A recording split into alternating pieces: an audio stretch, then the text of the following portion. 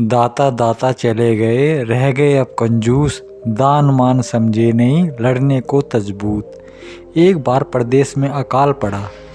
यह देखकर गौतम बुद्ध को बड़ा दुख हुआ। उन्होंने लोगों से कहा कि बहुत से लोग अन्न और वस्त्र के लिए तरस रहे हैं। उनकी सहायता करना हर मनुष्य का धर्म है। आप लोगों से जो बने वह दान करें। बुद्ध का उपदेश सुनकर सब लोग बिना दिए ही अपने घर चले गए। एक गरीब व्यक्ति बैठा ही रहा।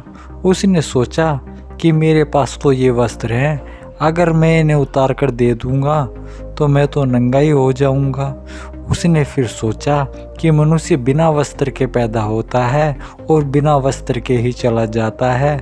ना जाने कितने साधु सन्यासी बिना वस्त्र के रहते हैं, फिर मैं बिना वस्त्र के क्यों नहीं रह सकता।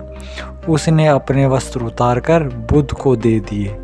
भगवान बुद्ध ने उसे आशीर्वाद दिया। वह प्रसन्न होकर घर की ओर चल पड़ा।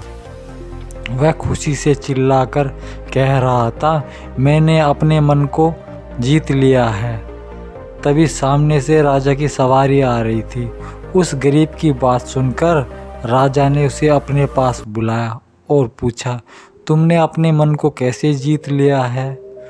उस गरीब ने कहा कि भगवान बुद्ध दुखियों के लिए दान मांग रहे थे। यह सुनकर मैंने अपने वस्त्र उतार दिए।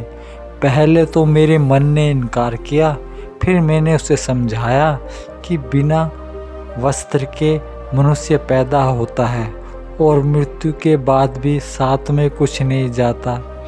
राजा उसकी बात से बड़ा प्रसन्न हुआ। उसने मोतियों का हार और कीमती वस्त्र उसे दिए। उसने सब ले जाकर भगवान बुद्ध के चरणों में रख दिया। बुद्ध ने उसे हृदय से लगाते हुए कहा, जो दूसरों के लिए अपना सब कुछ दे देता है, उसकी बराबरी कोई नहीं कर सकता।